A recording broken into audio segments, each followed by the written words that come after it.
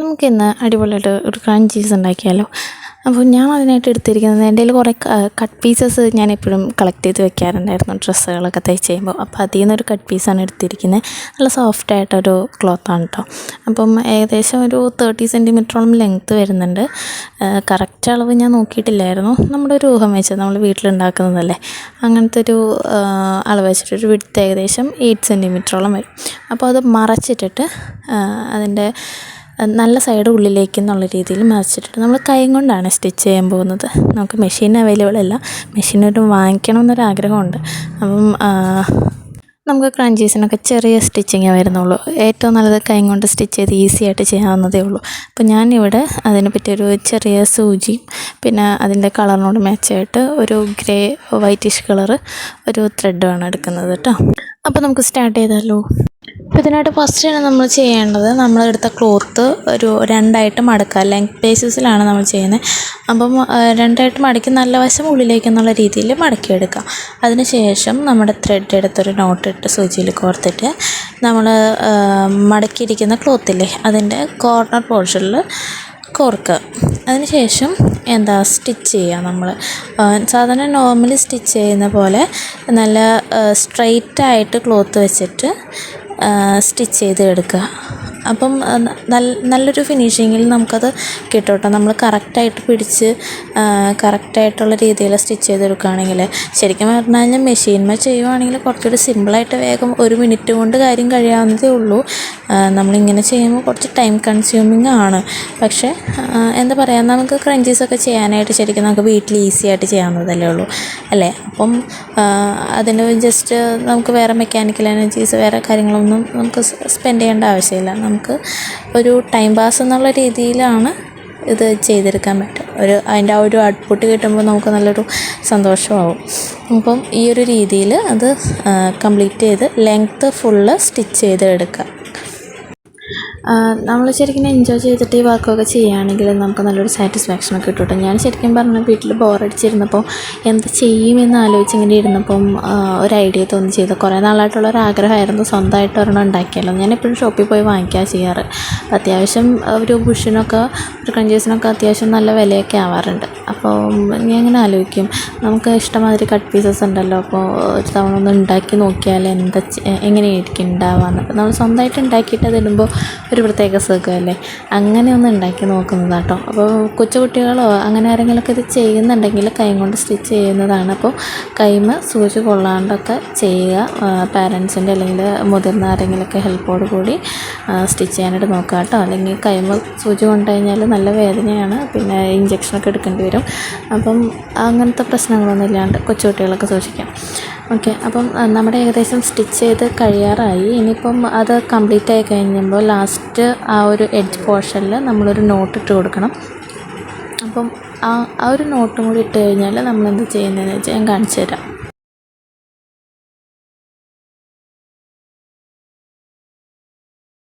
നമ്മുടെ സ്റ്റിച്ചിങ് അപ്പോൾ ഏകദേശം കംപ്ലീറ്റ് ആയിട്ടുണ്ട്. അത് ജസ്റ്റ് ഒന്ന് വലിച്ച് സ്ട്രെച്ച് ചെയ്ത് കൊടുക്കുക. അപ്പോൾ ഇങ്ങനെ ടൈറ്റായിട്ട് ചുളുങ്ങിയിരിക്കുന്ന ത്രെഡൊക്കെ ഒന്ന് സ്ട്രൈറ്റ് ആയിട്ട് കിട്ടും. ഓക്കെ, അപ്പോൾ അതൊന്ന് വലിച്ച് മുറുക്കി കഴിഞ്ഞാൽ നമ്മൾ ക്ലോത്ത് ഒന്ന് സ്ട്രൈറ്റ് ചെയ്ത് കൊടുത്തിട്ട് നമ്മൾ നോട്ട് ഇടാൻ പോകുന്നത്. അപ്പോൾ അതിന് വേണ്ടിയിട്ട് ഫൈനലായിട്ട് ലാസ്റ്റ് അടിയിൽ നിന്ന് ഒന്ന് കോർത്തെടുക്കുക. അതിന് ശേഷം ഒരു 2-3 തവണ ഒന്ന് ത്രെഡ് നമ്മൾ സ്റ്റിച്ച് ചെയ്ത ത്രെഡിൻ്റെ ലാസ്റ്റ് എൻഡിലത്തെ ത്രെഡിലേക്ക് കൂടെ 1-2 തവണ ഒന്ന് കോർത്തെടുത്ത് നോട്ടിട്ട് കൊടുക്കാം. അത്രേ ഉള്ളൂ. ഞാനിപ്പോൾ വീഡിയോയിൽ കാണിക്കുമ്പോൾ കുറച്ച് ഇതായിട്ട് തോന്നും, പക്ഷേ അത്ര വലിയ പാടൊന്നുമില്ല. അത് ഞാൻ സ്റ്റിച്ച് ചെയ്തപ്പോൾ അതിൻ്റെ ഉള്ളിൽ ക്ലോത്ത് ഒന്ന് കുടുങ്ങിപ്പോയി, അതുകൊണ്ട് ഇച്ചിരി ടൈം എടുത്തു ഒന്ന് നേരെയാക്കാൻ വേണ്ടിയിട്ട്. നിങ്ങൾ ചെയ്യുമ്പോൾ ഒന്ന് ക്ലോത്ത് അതിൻ്റെ ഉള്ളിൽ കുടുങ്ങാണ്ട്, ഞാൻ റോങ് ഡയറക്ഷനിൽ ചെയ്തത്. ഞാനത് വീഡിയോയിൽ കാണിച്ചിട്ടില്ല, അപ്പം അത് അഴിച്ചെടുക്കുന്നതാണ് ഞാൻ കാണിക്കുന്നത്. അതപ്പോൾ പിന്നെ ഇതിനകത്ത് വെച്ചാൽ അകത്ത് കുടുങ്ങിപ്പോയാലും പ്രശ്നമൊന്നുമില്ല, കാരണം നമ്മളിത് മറിച്ചിടാൻ പോകുന്ന വശമാണ്, അതുകൊണ്ട് വലിയ സീനില്ല. പക്ഷെ എന്നാലും ചെയ്യുമ്പോൾ നോട്ട് കട്ട് ചെയ്തിടുകയാണെങ്കിൽ പിന്നെ അത് വിട്ടു പോകില്ല. നമ്മൾ കൈ കൊണ്ട് സ്റ്റിച്ച് ചെയ്തേക്കുന്നതായതുകൊണ്ട് എപ്പോഴും വിട്ടു പോകാൻ ചാൻസ് ഉണ്ടല്ലോ. അപ്പം അത് ഒഴിവാക്കാൻ വേണ്ടിയിട്ട് ഇടുന്ന ലാസ്റ്റ് എൻഡിലത്തെ നോട്ട് നല്ല ടൈറ്റായിട്ടുള്ള നോട്ടിടാനായിട്ട് എപ്പോഴും ശ്രദ്ധിക്കാം. എന്നിട്ട് അത് ഇട്ടതിന് ശേഷം എൻ്റെ സൂചി അതിൻ്റെ ഉള്ളിൽ കുടുങ്ങിപ്പോയി. ഇനി ഞാനത് വലിച്ചെടുക്കാനുള്ള കഷ്ടപ്പാടാണ് ആ കാണുന്നത്. അതിന് ശേഷം ഞാനത് കട്ട് ചെയ്തെടുക്കുവാണ്. കണ്ട നല്ലോണം ടൈറ്റാക്കി എടുക്കണം കേട്ടോ, അല്ലെങ്കിൽ അത് പിന്നെ നല്ല പ്രശ്നമാവും. നമ്മൾ അഴിഞ്ഞു കഴിഞ്ഞാൽ പിന്നെ നമ്മൾ ഇത്താൻ ചെയ്തത് വെറുതെ പോലെ. അതിന് ശേഷം അത് കട്ട് ചെയ്തെടുക്കുക.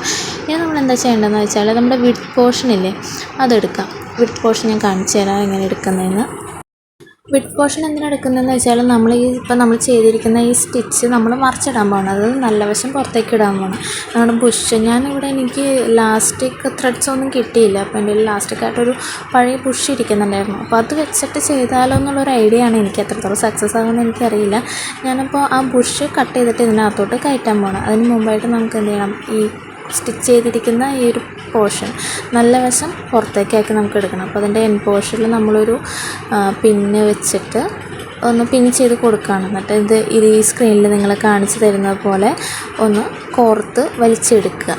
അപ്പം നമുക്ക് ഇങ്ങനെ ചുരുട്ടിയെടുക്കുമ്പോൾ അതിൻ്റെ എൻ പോർഷൻ നമുക്ക് പിന്ന് അപ്പുറത്തെ സൈഡിലോട്ട് കിട്ടും. അപ്പോൾ ആ പിന്ന് ജസ്റ്റ് ഒന്ന് പിടിച്ച് ഒന്ന് വലിച്ചാൽ മതി. അപ്പോൾ നമുക്ക് നല്ല വശം പുറത്തോട്ട് സിമ്പിളായിട്ട് കിട്ടും.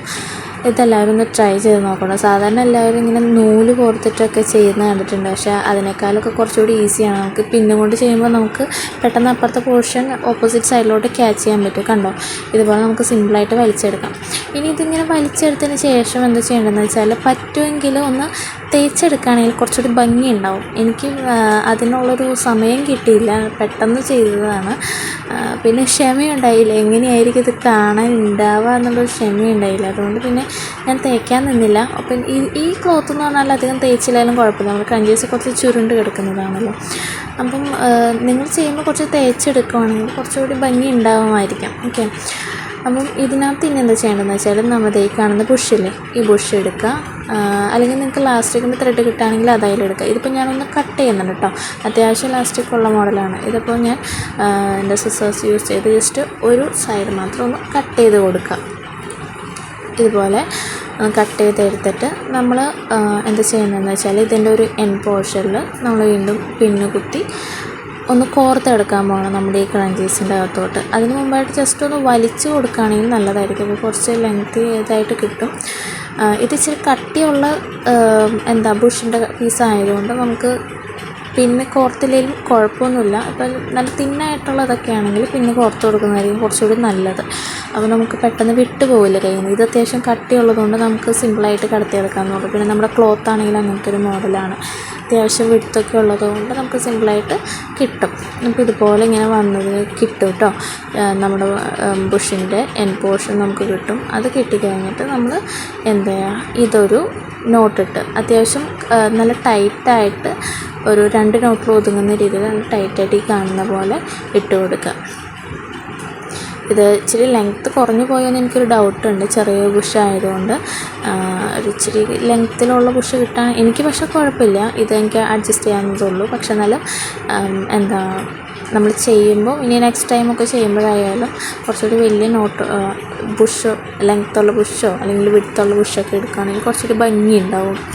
ഓക്കെ, അപ്പോൾ ഇതുപോലെ നമ്മൾ നല്ല ടൈറ്റായിട്ട് നോട്ട് ചെയ്ത് കൊടുത്തു. അതിന് ശേഷം എന്താ ചെയ്യുന്നത് വെച്ചാൽ നമ്മുടെ ഈ കോർത്ത സ്റ്റിച്ച് ചെയ്യാത്ത 2 എൻഡ്സ് ഉണ്ടല്ലോ, ആ എൻഡ് നമ്മൾ ഒന്ന് അടുപ്പിച്ച് കൊടുക്കുക. അതിന് ശേഷം കണ്ടോ ഇതുപോലെ ആയിരിക്കും നമ്മുടെ ക്രഞ്ചീസ്. നല്ല ഭംഗിയില്ലേ കാണാനായിട്ട്, ക്യൂട്ടായിട്ടുണ്ട് അല്ലേ.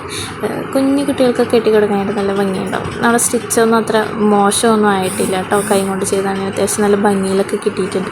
ഇനി ഇതിൻ്റെ 2 എൻ പോർഷൻസും നമുക്ക് എന്ത് ചെയ്യണം, ഒന്ന് സ്റ്റിച്ച് ചെയ്ത് കൊടുക്കണം. അപ്പം നമ്മൾ നോട്ട് കെട്ടിയിരിക്കുന്ന വശമില്ലേ, ആ സൈഡിൽ നിന്ന് കുറച്ച് നീക്കിയിട്ട് ഉള്ളിലോട്ടായിട്ട് നമ്മൾ സ്റ്റിച്ച് ചെയ്യണം. നമുക്ക് അതിലും ഈ പറഞ്ഞോണം നമ്മുടെ സൂചീൻ്റെ എൻ പോർഷനിലൊരു കെട്ടിട്ട് കൊടുത്തിട്ടുണ്ട് ത്രെഡിനകത്ത്. അതിന് ശേഷം രണ്ടും കൂടി ഒന്ന് കൂട്ടിപ്പിടിച്ച് സ്റ്റിച്ച് ചെയ്ത് കൊടുക്കാം. നമുക്ക് കാണാൻ പറ്റില്ല കേട്ടോ, കാരണം അത്യാവശ്യം ഇങ്ങനെ ഫ്രില്ലോട് കിടക്കുന്ന ബുഷായതുകൊണ്ട് നമുക്ക് ആ സ്റ്റിച്ച് ഉള്ളിലോട്ട് ഹൈഡ് ചെയ്ത് വെക്കാൻ പറ്റുന്നതേ ഉള്ളൂ. സിമ്പിളായിട്ട് നമുക്ക് കംപ്ലീറ്റ് ചെയ്യാൻ പറ്റും. ഇതാണെങ്കിലും കൈമ കുത്തിക്കയറാണ്ടൊക്കെ സൂക്ഷിക്കണം, അതുപോലെ ഗ്യാപ്പ് വരാണ്ടും സൂക്ഷിക്കണം. ഇത് കണ്ടോ, ഇതിനകത്ത് ഇപ്പോൾ ഒരു ബുഷിൻ്റെ ആ ഒരു എൻ പോർഷൻ ഇവിടെ കാണുന്നില്ലേ, അപ്പോൾ അതൊക്കെ ഒന്ന് ഹൈഡ് ചെയ്ത് ഉള്ളിലോട്ടാക്കി വെച്ചിട്ട് വേണം സ്റ്റിച്ച് ചെയ്യാനായിട്ട്.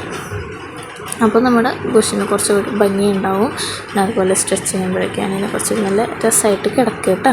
അപ്പം ഇതിങ്ങനെ കണ്ടോ ഇതുപോലെ എടുത്ത് സ്റ്റിച്ച് ചെയ്ത് എടുക്കാം.